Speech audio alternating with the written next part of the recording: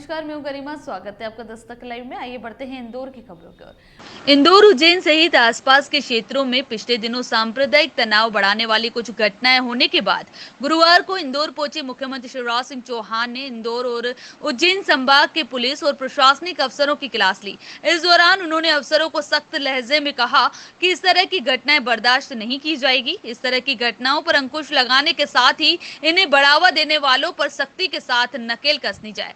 इंदौर पहुंचे मुख्यमंत्री शिवराज सिंह चौहान ने प्रदेश के डीजीपी सहित अन्य अधिकारियों की बैठक लेते हुए प्रदेश की कानून व्यवस्था को सख्त करने की हिदायत दी है।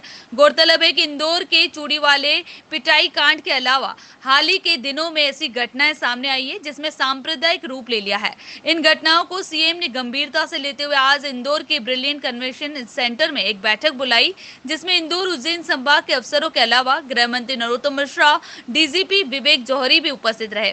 कन्वेंशन सेंटर में हुई बैठक के बाद मुख्यमंत्री ने मीडिया से बात करते हुए सख्त लहजे में कहा कि अपराधी समाज और देश के दुश्मन है, किसी कीमत पर इनको बर्दाश्त नहीं किया जाएगा। सीएम ने यह भी कहा कि खासकर नकली या फर्जी या अवैध शराब बनाने वाले या उसका व्यवसाय करने वालों के खिलाफ शिवराज सिंह सरकार सख्त और कठोर कार्रवाई करेगी। साथ ही एक नया कानून बनाने की घोषणा भी इंदौर में मुख्यमंत्री ने की, जिसमें संकित अपराधियों के जड़ से उखाड़ने की बात सीएम ने कही। देश विरोधी नारे बिल्कुल भी बर्दाश्त नहीं किए जाएंगे। देश के खिलाफ खड़े होने वाले ऐसे लोगों को जड़ से उखाड़ कर फेंक दिया जाएगा। यहां तक कि देश के खिलाफ बुरी सोच रखने वालों को भी बर्दाश्त नहीं किया जाएगा। यह बात मुख्यमंत्री ने इंदौर में कही। डीजीपी ने पत्रकारों से चर्चा करते हुए कहा कि छोटी से छोटी घटना पर भी तत्काल कार्रवाई करते हुए स्थिति को काबू करना और प्रदेश भर में अमन चैन कायम करना, इस बात के दिशा निर्देश हमें मुख्यमंत्री ने दिए हैं, जिसका पालन हमारा कर्तव्य है और राष्ट्र विरोधी तत्वों के खिलाफ कार्रवाई करने के निर्देश भी हमें मिले हैं, जिसको बखूबी अंजाम दिया जा रहा है और आगे भी देंगे। यह बात डीजीपी ने इंदौर में पत्रकारों से कही है। एक पंक्ति में अगर मैं कहूं तो हमारा निर्देश पुलिस को सीधा यही है और प्रशासन को कि सज्जनों के लिए फूल से ज़्यादा कोमल और दुष्टों के लिए वज्र से ज़्यादा कठोर, अपराधियों को जड़ से उखाड़ के फेंकना है। चाहे वो अवैध शराब का मामला हो, ड्रग्स का मामला हो या अन्य अपराधों का मामला हो, ये अपराधी समाज के और देश के दुश्मन हैं। इनको किसी भी कीमत पर बर्दाश्त नहीं किया जाएगा और विशेषकर नकली, फर्जी या अवैध शराब, पिछले दिनों जो घटना हुई है उसके अपराधियों के खिलाफ कार्रवाई और प्रभावी कार्रवाई करने के लिए एक और कड़ा कानून हम बना रहे हैं, जो गैंगस्टर एक्ट की तरह होगा, ताकि संगठित अपराधियों को पूरी तरह से उखाड़ के फेंक दिया जाए, बचने का कोई रास्ता ना बचे। या अन्य अपराधों का मामला हो, यह अपराधी समाज के और देश के दुश्मन हैं। इनको किसी भी कीमत पर बर्दाश्त नहीं किया जाएगा और विशेषकर नकली, फर्जी या अवैध शराब, पिछले दिनों जो घटना हुई है उसके अपराधियों के खिलाफ कार्रवाई और प्रभावी कार्रवाई करने के लिए एक और कड़ा कानून हम बना रहे हैं,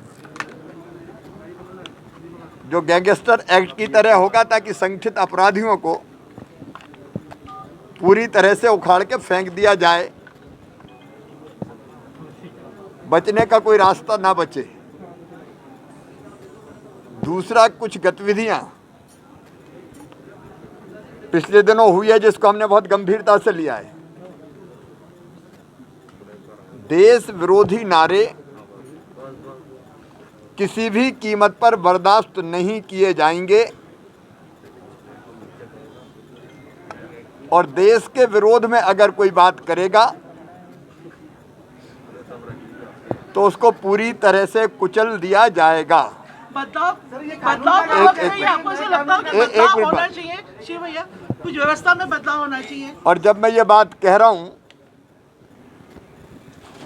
तो भारत में रहने वाला, मध्य प्रदेश में रहने वाला हर नागरिक किसी जाति का हो, धर्म का हो, वो हमारा अपना है। लेकिन अगर कोई देश के खिलाफ सोचता है तो वो तो किसी भी कीमत पर बर्दाश्त नहीं किया जाएगा। अन्य कई विषयों पर चर्चा हुई है, हर चर्चा यहाँ प्रकट करने की आवश्यकता नहीं है, लेकिन लाइन ऑर्डर बेहतर रहे इसके लिए कई तरह के सुझाव, चर्चा और आवश्यक निर्देश दिए गए। उनकी भी मैं वो भी तय हुआ है, पीएफआई हो, पीएफआई जैसी विचारधारा के लोग उनकी गतिविधियों पर नजर रख रहे हैं और ऐसे तत्व यहाँ पनपने नहीं दिए जाएंगे। सर, नई शिक्षा नीति से कितना फायदा होगा?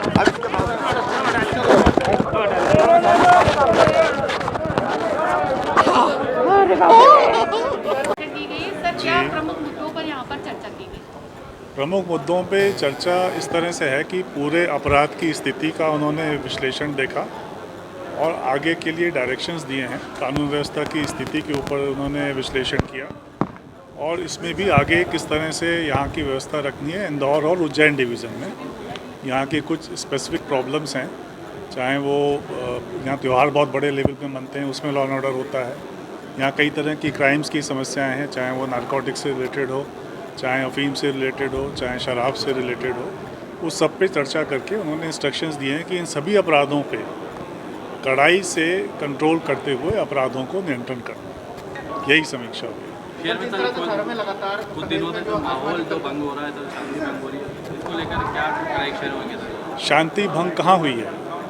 शांति भंग करने की कोशिश हुई है और हर कोशिश पे पुलिस ने तत्परता से कार्रवाई करी है। जिला एडमिनिस्ट्रेशन ने भी काफ़ी तत्परता से कार्रवाई करके कंट्रोल किया है।